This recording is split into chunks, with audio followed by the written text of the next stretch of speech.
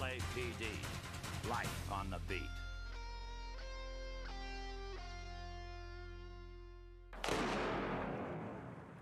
A robbery has just occurred nearby, and Foothill Division officers Mike Keller and Umberto Franco rushed to the scene to assist in the search for the perpetrators. What we have is a 211 or an attempt 211, I'm not even sure. The unit picked up the possible suspect's vehicle, got in a short pursuit, and well, now another unit has the suspect's vehicle, a gun, but no suspect, so we're going to go and set up a little bit of a perimeter. Teller A1 will go. A1. Station A1 will go, ma'am.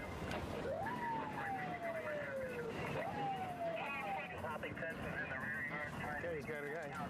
A second suspect has just been apprehended as officers Keller and Franco arrive at the perimeter.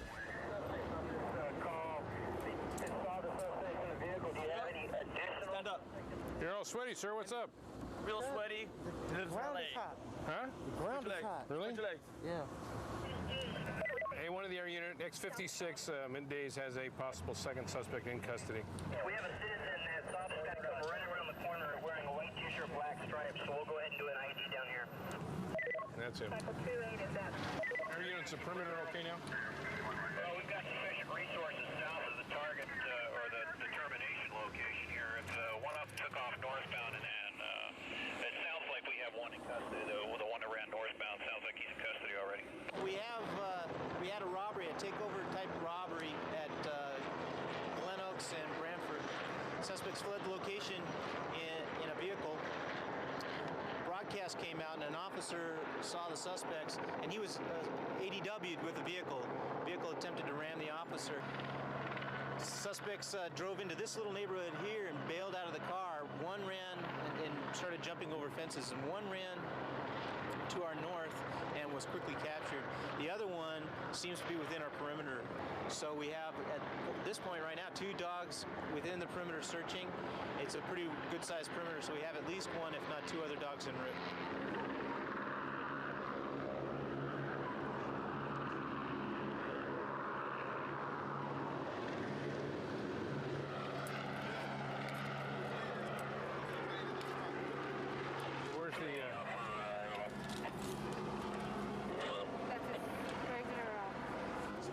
Picture that was in the car that may be the suspect. We have some payments that give us an address out in Santa Clarita.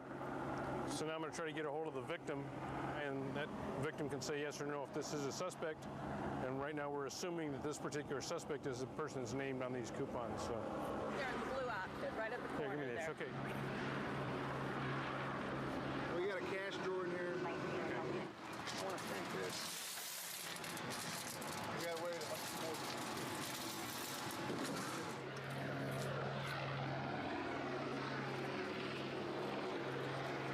The handgun here is a Smith & Wesson 380. Looks like it's about a 6-round capacity, maybe 7. This other one here looks like it might be a 22 long, and it looks like it's fixed for a silencer because the end of the barrel is threaded. So, and it's got a high capacity magazine. It looks like it'll hold upwards of 30 rounds or more, probably more like 50 rounds. That may be a fully auto. That may be converted to a fully auto right there. And it's got a full magazine, so these guys were ready to do some business today. So who does the car come back registered to? Back to the suspect. Registered. Everything's clean. Well, you heard what he did, didn't you? He bought the car from the police about a year ago. Yeah.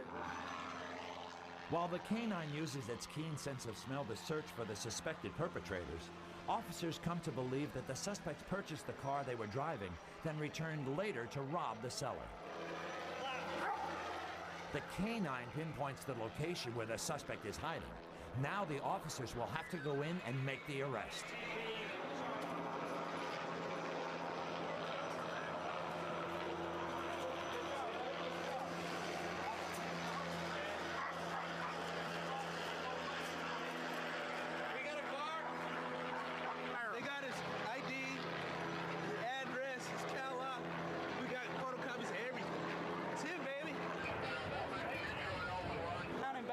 At a guest house all the way to the back. Inside the house itself? In the back of the guest house. In the same residence. Okay. The same residence we were searching. Because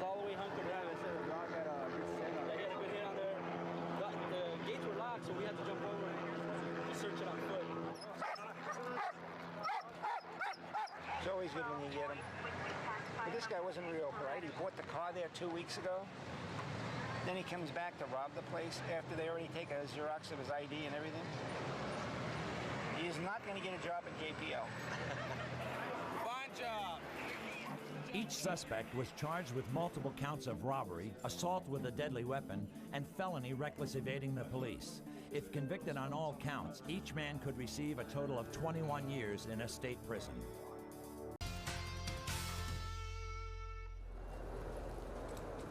Officers Erwin Miles and Wayne Rayford work patrol in Wilshire Division. A report comes in of an assault that has just occurred, and they're dispatched to the crime scene. It says C Juvenile Apartment number 1. Suspect security guard, male Asian, blue uniform at liquor store. Sprayed the person reported with mace. So we're going to see what's going on there. See what happened. As the officers approach the location, they encounter the PR, the person reporting the incident. No, here's our PR. How are you, sir? How can I help you? The security guard over at this plaza right here sprayed me with mace, man, for no reason. With mace? You need an ambulance? Nah, I'm cool, man. Let me see your face. Where at? He sprayed me all across here. It's starting to burn up my eyes a little bit. I'm all right now. Did anybody else see this happen? No, my friend up there. Where'd you go? Somewhere up here. Can you tell him to come over so we can talk to him also? All right, this is what we got so far. There's a male juvenile. He was just riding his bike on the sidewalk right here. And the security guard, for no reason, pulled out his mace and sprayed him. He said he was wearing a blue uniform. He said the security guard got scared for an unknown reason and just maced the poor little kid. So we'll see if we can find a security guard and get his side of the story. Then we'll see what we're gonna do from there. How are you? Did you mace someone earlier? Did he use his pepper spray on somebody? His spray? Yeah. Yes.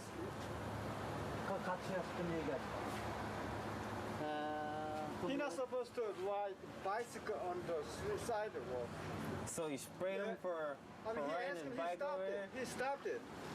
Do not. Oh, now you want to talk to me, huh? Now you want to talk. So you sprayed him for riding his bike right here? Not here. Oh my God. You're coming down the ramp over here, coming straight across, and what did he do? He just walked up to you and sprayed you. Did he say anything to you? Yeah, he was like, stop. And I was like, all right, I'll go. Then that's why I cut through the car. Okay. Then he came around and tried to spray me, get me in my eyes. He was just handing me got me in my eyes, just for no reason. Okay.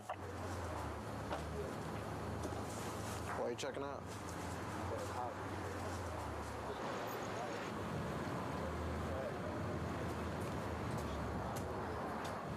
So we had a translator. What happened? He said the same thing. Hey, I told the kid to get out of here. He didn't get out of here, so I sprayed him. I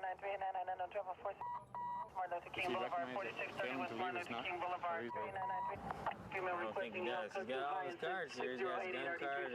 He's admitting that he used it in violation of the rules that apply. Nobody was assaulting you or doing anything. He just maced him because he wouldn't leave. Okay. What my sergeant explained to me is, if you want this gentleman to go to jail, you're going to have to sign a private person's arrest forms and have him go to jail. But if you're not going to go to court and show up on this, it's not very good to do that. So if you want to sign a private person arrest form, I can go get one out of the car, you can sign it, and we'll take him to jail, but you'll be the one that's arresting him, okay? We're just transporting him to the station for you. Is that what you want to do? Or you want us to take a report and have a detective contact you about what you guys can do? So that's what you want to do? Alrighty. You understand you're obligated. You have to go to court now, correct? Okay. You can go ahead and do that, and you'll be arresting him for the misuse of the mace, okay? No face. Can't spray somebody with mace just because they didn't want to leave. All right? Okay. You're fair. Hands behind your back. Hands behind your back, sir. You may not. Hands behind your back. Explain to him that he's being arrested for the misuse of mace and that you can come pick him up. Is it possible to call his boss? Yes. After we take him to the station, if you can supply us with that number, we'll make that call for you. What happened to the He worried about this shopping center. You're going to have to send a replacement. So he wants to call right away. Correct. We will do that at the station. About 10 minutes from now, we're going to call his boss. Not from here, no. We're going to do it at the police station. My sergeant gets there, and he wanted to do the same thing I wanted to ask the kid if he's really going to prosecute him, because a lot of times people want other people to go to jail, but then they don't show up in court. Then we're stuck. So the kid said he was going to prosecute him. The suspect was booked for improper use of a tear gas weapon. No charges were filed pending a hearing to resolve the dispute.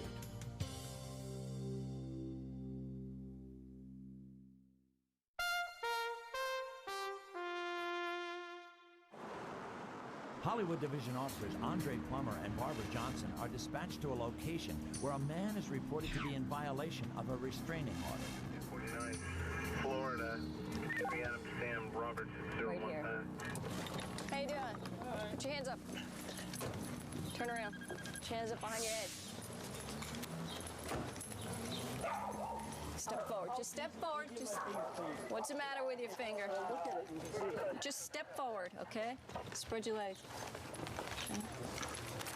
Okay. I'm not squeezing your finger.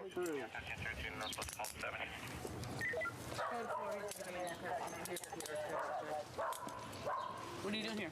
I'm trying to just collect my clothes and then leave. You live here? I used to. When's used to? Well, as of like the 17th. 17th of this month. Let's talk about the restraining order. I did not exactly see the restraining order. I just saw that I had to move out. Fine, I moved out. Okay. And I wasn't able to get my clothes at that time. So why are you here? To get my clothing out, which the officers who came and served the restraining order, I told them I was not able to get my clothes out of here for a little while. I'm here to get a couple of changes of clothes. And I'm sure they told you that you were not allowed to be here because you have a restraining order, and if you wanted to come get your clothes, you needed police assistance. They said if there was any problems to call you guys. Okay, a restraining order means what? Means that I can't be within 100 feet of Robert. Poof, you've just violated that, and now you're under arrest for violating your restraining order. Wait a minute. How am I in the violation of that, considering Robert's in the hospital? Okay. Okay. I'm just here. I called Robert on the phone at the hospital saying, look, I just need to get some clothes, then I'll be out. Okay, cool. He was supposed to have called El Dad, the guy who lives in the living room, probably called you guys to sit there and tell him it's okay for me to get my clothes. Doesn't matter what Robert says. The court orders you to stay away from this place. But I'm here to get my clothing. Doesn't matter. Hi, you called the police? Yeah. What's the problem? My roommate has a restraining order. Right, we have him out in front. Is this the restraining order? He keeps coming and knocking on the door. He wants to get in. Okay, what was his reason? He got his clothes here. He didn't want to take them when we served him. He said he'll pick it up on the first when he finds a place. Now he wants to come in every night. He threatened me the other night. Okay, did you call the police last night? I called on Thursday night when he threatened me. Last night he wasn't here. He was at the hospital. Thursday night when he threatened me, I was at the laundromat, and he told me if you don't let me in, I'm going to come and break everything, and I'm going to do something to you. I have the PR here at I have a copy of the restraining order. Roger, he also has a misdemeanor warrant. Raj, we'll take him then. Well, you definitely, since you're going to be living here, you definitely need to get a restraining order listing you on there, because this only says for Mr. Okay. All right, well, we're going to take him to jail. Okay? How long is it going to be done? That I don't know. We're going to do a little bit more investigating when we get him there and everything. The suspect was taken into custody out in front of the location. He was in violation of the restraining order. Although the individual who the restraining order's against was not at the location, the suspect was at the victim's residence. So we also ran the suspect for wants and warrants, and it turns out that he does have some misdemeanor warrants, so we're going to book him with an additional charge on with the misdemeanor warrants. Okay, can I ask you a question? If this gentleman doesn't want you around him, why do you continually go there? 1 minute he does, 1 minute he doesn't, 1 minute he does, 1 minute he doesn't. But look what happens. Now you're sitting here, hooked up to the bench. It's not worth it, is it? No. Okay, step inside. The restraining order was found to have expired 3 days earlier. The suspect was booked on a failure to appear warrant. After a court appearance, he was given a suspended sentence for time served.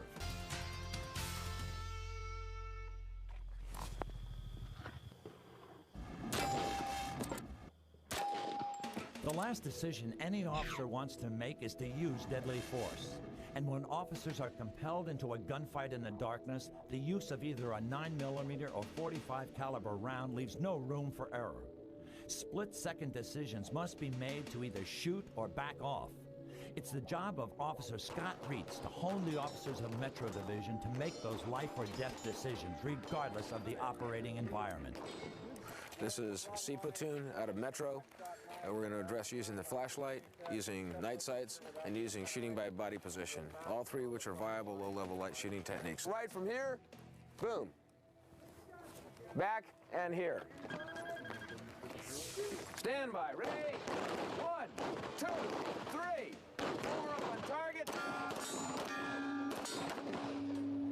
Low ready. Decocker down and up, return. What we're doing right now is practicing using the flashlight. You're trying to use a flashlight in conjunction with a handgun. And you're trying to get up, again, it's the same thing. We've always gone back to the basics, and that's who gets who first in a gunfight. And what we're trying to do here is get down in that, you know, as nasty as we can and put these bad guys out.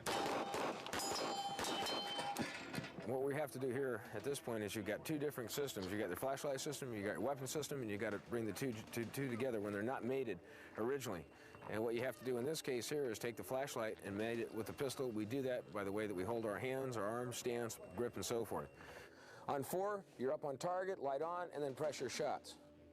1, 2, 3, 4 up on target, 5, stick 'em.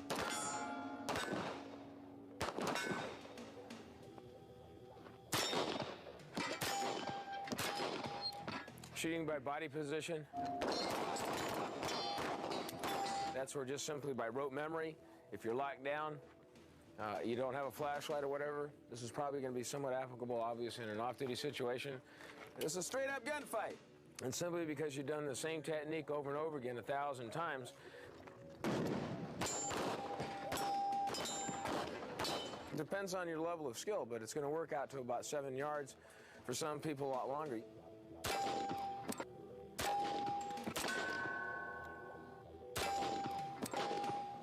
But what you're doing is you're simply drawing out here, and because you've done this 1,000 times out here in the range, probably in one day, I would venture to guess we probably draw what? 200 to 300 times without even knowing it. You're drawing, locking it out here. That's shooting by body position. Night sights are use tritium, which is an H3. It's a radioactive byproduct. The substance, they're small capsules. They are actually placed inside the sights, both the rear and the front sight. They're self-luminescent, and they've got a shelf life of about 10 to 12 years. And what allows us to do is see our sights at night without any ambient light whatsoever. So that's what you just saw here. You got 3 bad guys out there, all 3 put down with 1 shot apiece.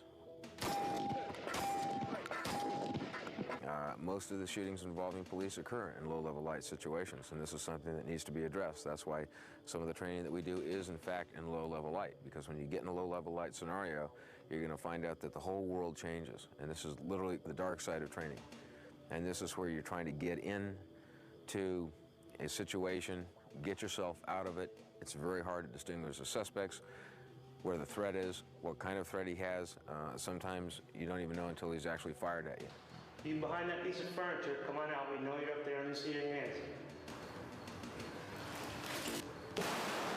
Policemen are always working from behind the power curve, and they're trying to come up onto speed and trying to get this guy and put him down and stop him so that he's no longer a threat to him, to the officer himself, or the other citizens that might be around the adjoining area. Very complex shooting situation. It's a lot more difficult than it looks on film, I guarantee you.